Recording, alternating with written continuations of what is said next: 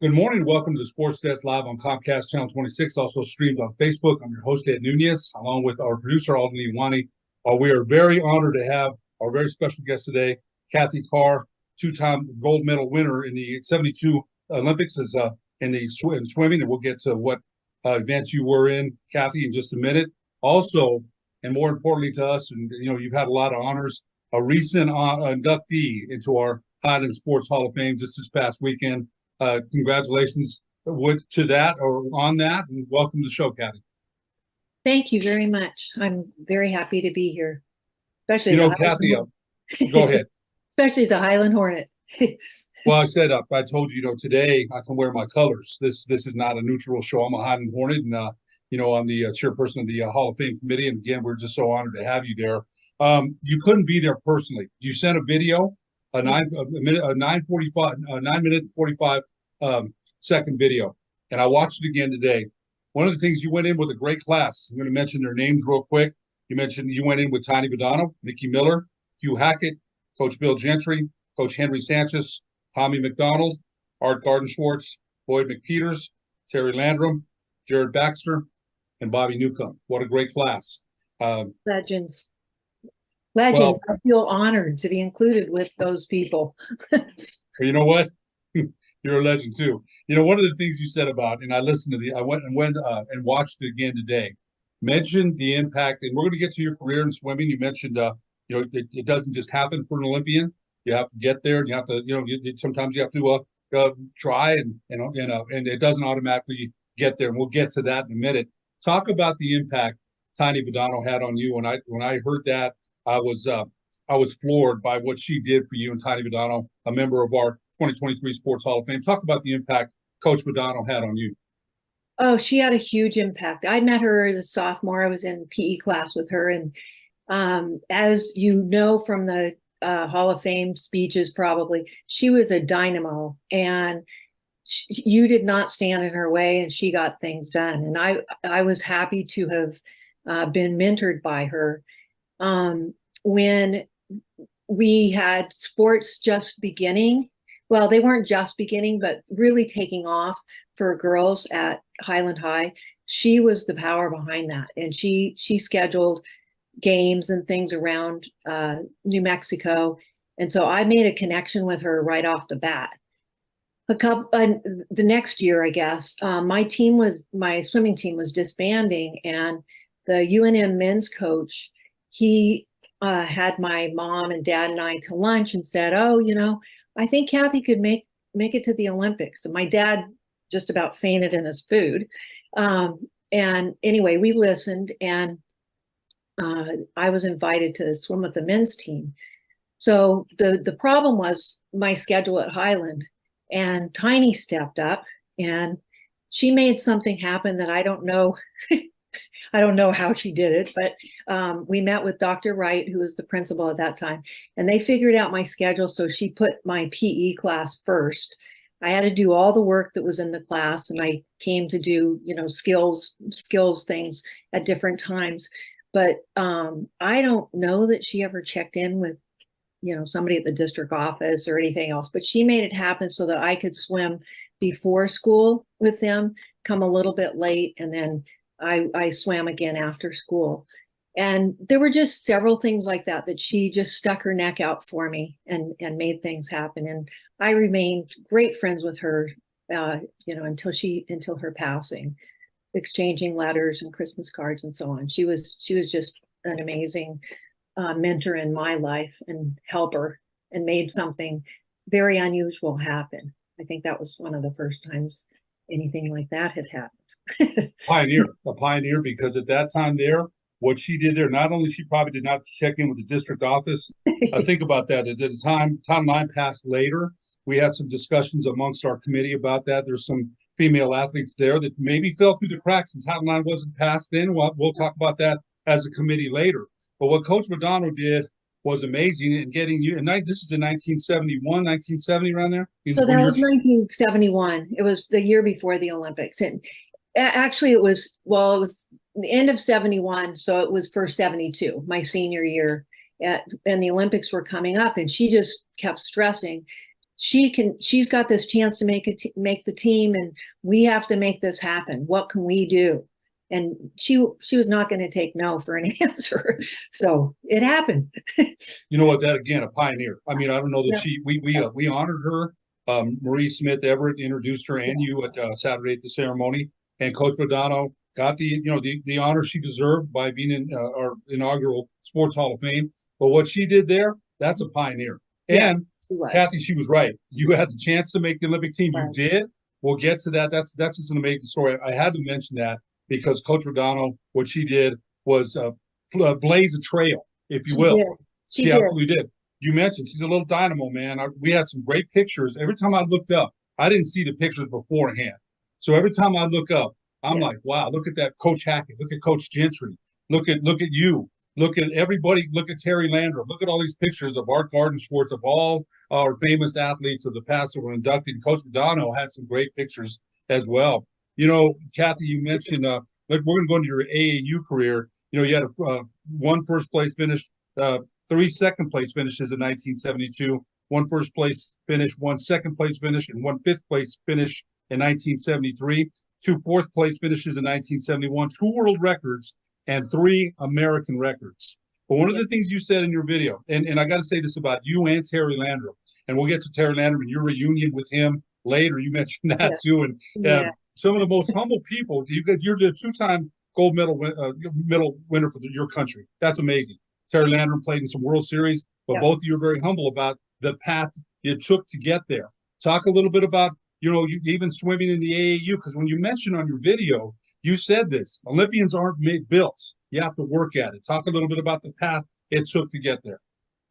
So I knew at a young age, I played with my older brother and his friends, so I knew I was somewhat athletic at least. But I didn't take to the water as quickly as many swimmers. New Mexico, it was not a hotbed for swimming, and the pool temperature was freezing. So anyway, it took me a couple years to warm up to it, and most of that was when I had friends that started, and I wasn't great right off the bat. Like, I had a younger sister who was almost as fast as I was, so she kept me working hard. And then people in my practice kept me working hard. And I was on a very small team, so that was lots of fun because, and it was good for me because there wasn't so much competitive pressure in practice. I started off getting, first meet I got last, which happened to be third, so I got a ribbon. So that was pretty exciting. But I started off getting, you know, sevenths and eights and so on. And but I had a lot of fun. And as I improved a little bit, you know, it's that catch-22. As I started improving a little bit, I worked harder.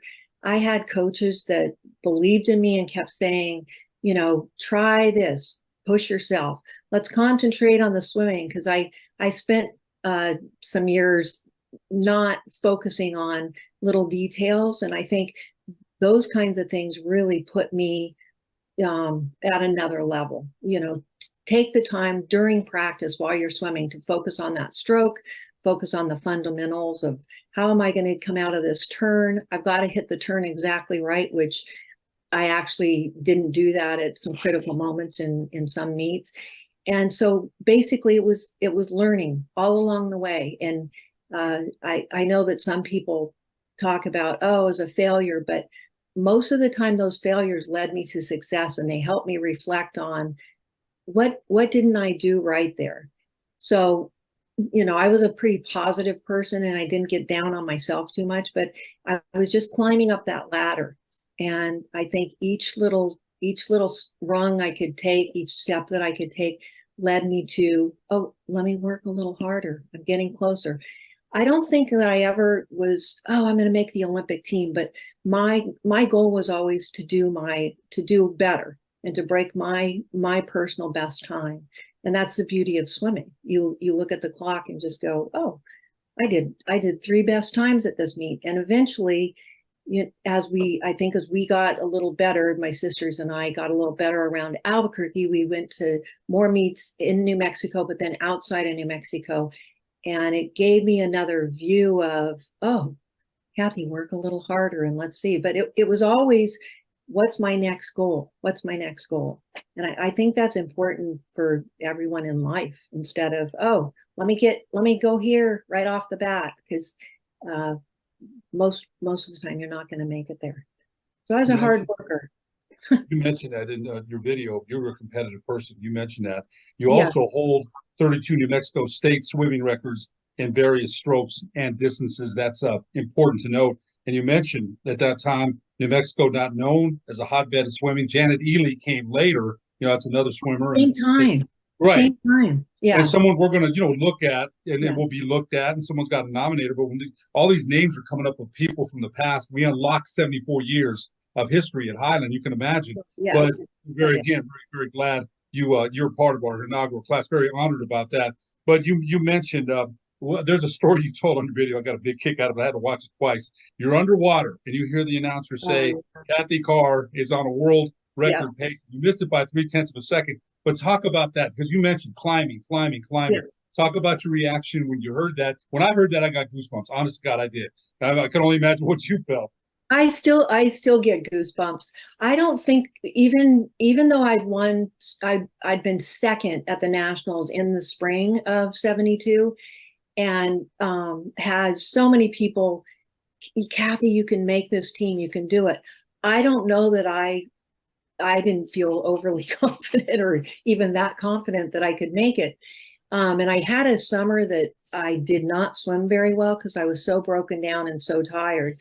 So anyway, I get to the Olympic trials and swam that first event. And after it was 200 breaststroke.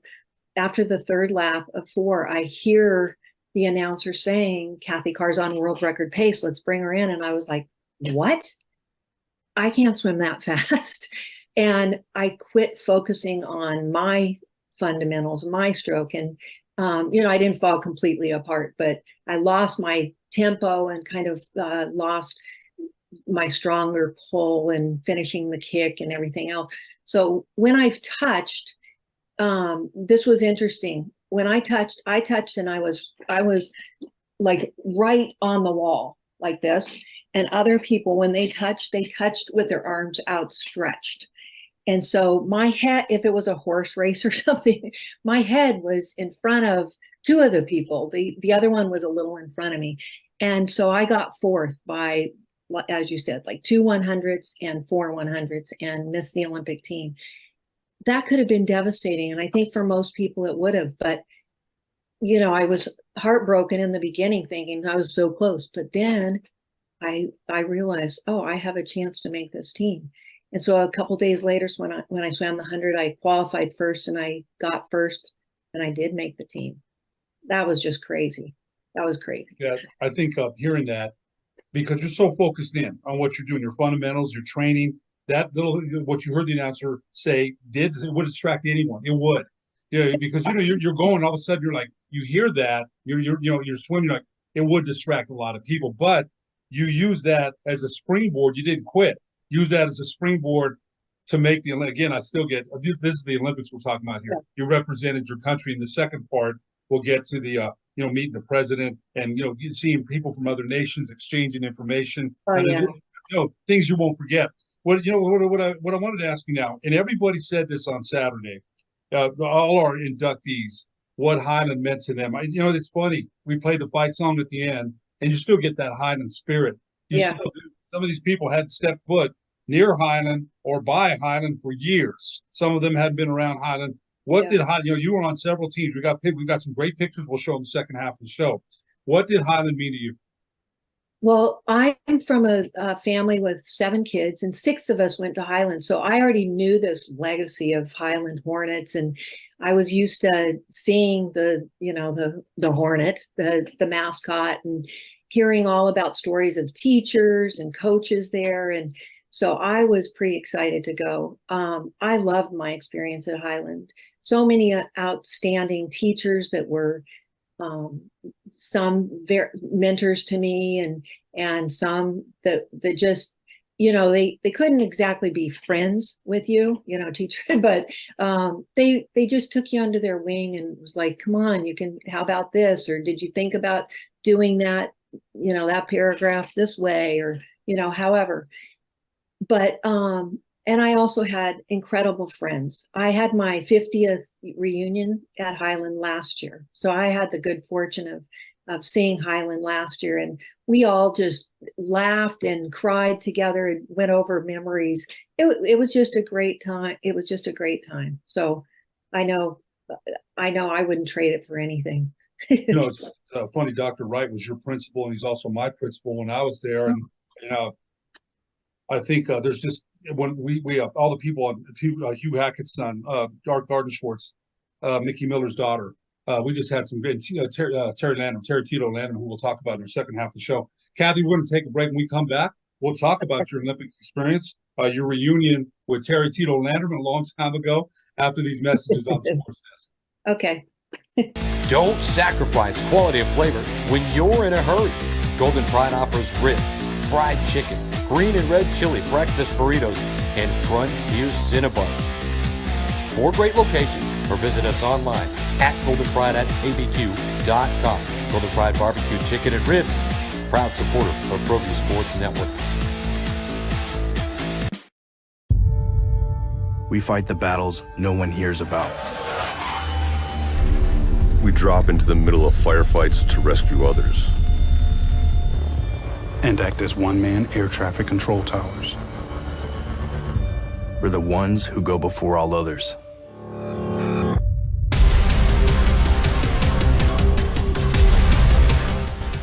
U.S. Air Force Special Warfare are proud supporters of ProView Sports.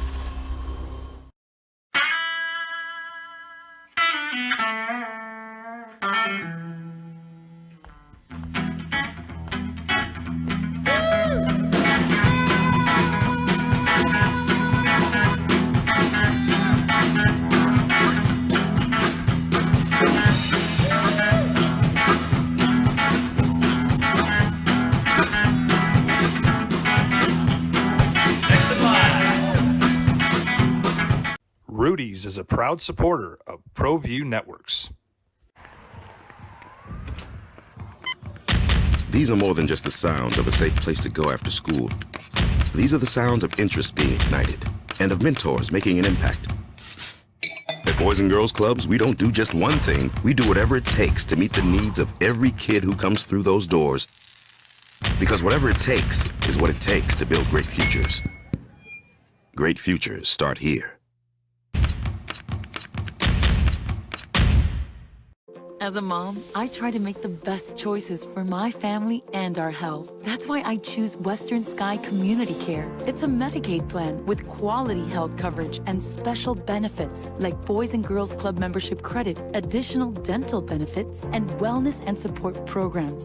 I decide which Medicaid plan is right for us. I choose Western Sky Community Care. Learn more about Western Sky Community Care by visiting discoverwesternsky.com today. Welcome back to the Sports Desk, live on Comcast Channel 26, also streamed on Facebook. I'm your host, Ed Nunez. Our very special guest today is Cathy Carr West, two-time gold medal winner in the 1972 Olympic swim on the Olympic swim team in Munich, and also a recent inductee this past weekend into the Highland Sports Hall of Fame in our inaugural class. And again, Cathy, welcome to the show. Thank you. Good to be here. We had some great talks even during the break about your career, and I want to get to this before we don't, because sometimes I get lost. Terry Tito Landrum, his speech was unbelievable. He was a 7-minute speech. He told me that when he heard he was inducted in the Highland Sports Hall of Fame, he went downstairs and yelled with glee. And this is a guy that's been in a World Series, very esteemed. He's got a great background, and just a great athlete, but a better person. Talk to us a little bit about the reunion that came out of the blue when you saw him play baseball. I think tell us a little bit about that. So I'd followed his career a little bit. We were pretty good friends at Wilson and also at Highland. And I knew he was a special baseball player because he played, I don't know if it was Connie Mack, but anyway, he played in a league and he had scouts looking after him. So I followed it, and we had an opportunity, my husband and I had an opportunity to go to a game in San Francisco when they were playing the St. Louis Cardinals, and Terry was playing for them. And I was like, why'd they change his name to Tito? It's Terry, So we went early and they're all warming up, and I went over to the right up above the visitors' dugout. And when he was coming in, I just shouted, and my husband started shouting. I was like, Terry Landrum, Tito. But I was really yelling, Terry Landrum. He comes jogging over. He's going into the clubhouse and he goes, what? Cathy Carr? And we did little air hugs because I couldn't be there. But it was just this most amazing moment for us to see each other in his background. He goes, wow, congratulations on all your success. I go, well, look at you, congratulations. It was just one of those once in a lifetime kind of moments, but I will treasure it. And Terry is a very special person. We had some math class together in different sciences. And so I knew him pretty well. And I know he's a humble person. He always was. Yeah, it's funny when we talk to him, you'd expect, I don't know what to expect, but he's such a good man. He really is. And very, very, very, very humble about his experiences, and they've been great. We talked a little bit about, you won 2 gold medals, 2 world records, 100-meter breaststroke and the 4x100 medley relay. Talk a little bit about, you mentioned this in your video, about being chosen to the Olympic team, having dinner with President Nixon at the White House. There's some great pictures of you. You also did some other sports at Highland as well. Talk a little bit about the Olympic experience, from having dinner with President Nixon to going to the opening ceremonies, exchanging pins and other information with other athletes from around the world, and the support you felt from the state of New Mexico and America. Talk a little bit about that. It's a broad question, but it's something we'd like to know. I definitely felt that. And I know, I knew that I had, all my friends, family, people from Highland, people from all over Albuquerque, the community, and all of New Mexico, besides, people in the country, which I didn't know those people as well. Right. But anyway, I knew I had those people behind me. And I think each step of the way, it's hard to imagine that you're an Olympian. So I know after I made the Olympic team, you're just floating in this little bubble somewhere thinking, wait, am I really on this team? And then you get all your USA gear, and then you go to the White House and meet the president and have we had lunch with the president. And then you get on a plane with all these other Olympic athletes. Chris Taylor was like close to 400 pounds and Kathy Rigby was under 100 pounds. And all these people are Olympians. I was really struck by that. I was like, whoa, all shapes and sizes. And here we are, all Olympians. And then you get there and you see the Olympic Village and it's like, whoa, am I really part of this? And then the opening ceremonies is just, I am getting goosebumps thinking about it, because you walk into a stadium with 80,000 people that are cheering and you go, gosh, I am a part of this. One of the cool things that happened is my family, for whatever reasons, they hadn't bought tickets or anything. They were hoping I could make it, but weren't set on it. So they didn't, when I left Washington, D.C. to go to Munich, they didn't let me know that anybody could come to Munich. And so after the opening ceremonies, we're walking back to the village and I hear somebody hollering at me, Cathy Carr. I turn around and it's my mom, my dad, my oldest sister, and my aunt and my uncle from Santa Fe. And they had surprised me and there they were. And I was just like, oh, my heart was swollen with love and with pride that they were there. And it just set everything right. Like I have my family here right behind me. That was an incredible moment. And then I got hundreds. I think it was over 500 telegrams from people all around New Mexico, just reminding me of something from elementary school. You beat the boys when you were in 6th grade, in the 50-yard dash. Beat them all, or just little tidbits of things that helped push me on. So yeah, I had a number of people that were behind me. Yeah. Talk a little bit about the competition itself. When you win 2 gold medals, it's a dream for any Olympic athlete to stand on that podium and hear the national anthem played when they put that gold medal. You mentioned goosebumps walking in the stadium, meeting President Nixon at that time, and anytime you go to the White House, it's an honor. It is. You met all these other athletes. What did that mean to you to stand on that podium and hear the national anthem as they put that medal around your neck? That is very hard to describe in words. I've tried to over the years, but you're kind of in a trance. I was kind of in a trance. What did I just do? What just happened? And one of the interesting things, I told you I'm a very competitive person.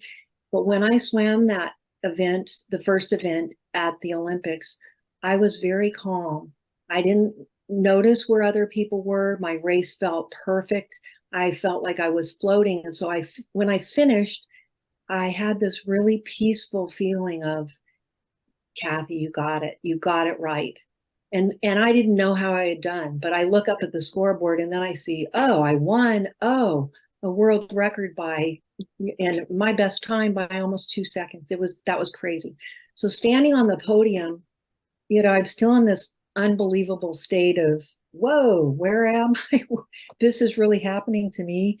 It takes so long for it to soak in, but I cried. I stood there, holding the medal, and I cried, and just, it was a time for me to think of all the people that had helped me all along the way. So it was amazing.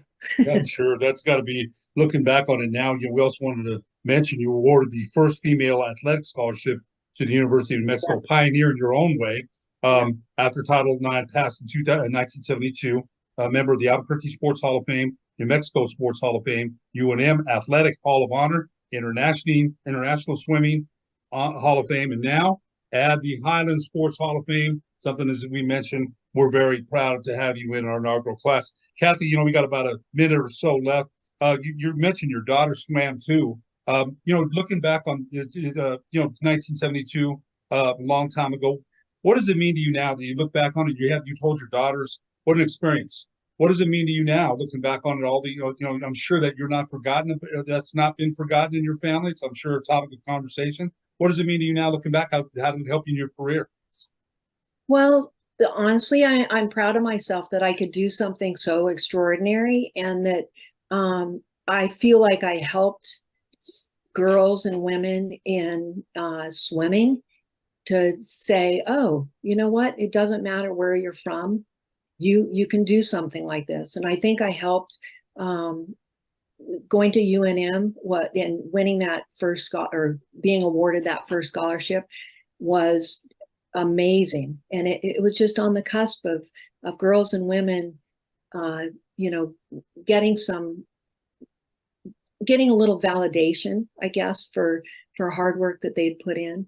I watched when my daughters both had scholarships, and the hard work they put in was similar to the hard work I put in, but they had other pressures that I didn't have. So honestly, I kind of liked the time period that I was in. Everything was new, and also I was a dark horse. Nothing was expected. So I think that situation was a little different, but I'm very proud that I could be kind of a trailblazer and one of the first to be in that situation. Where your name's not forgotten, as usually there's a picture up in the Highland Sports Alumni Lounge, which is probably something else. When you were there, there's a nice bust of you and Coach Gentry and Coach Hackett and Tommy McDonald. So you've never been forgotten. And we're very proud to have you in our inaugural 2023 Highland Sports Hall of Fame class. Well, I'm very proud to be in the inaugural class at Highland. This one was very special. Thank you. Well, we wish you could have been there with us, but you did send a video. Cathy Carr West, winner of 2 gold medals in the U.S. Olympic swim team in 1972. We sure appreciate you being our guest today on the Sports Desk. Thank you so much. You bet. For producer Alden Iwani, I'm Ed Nunez. We'll see you next week on the Sports Desk.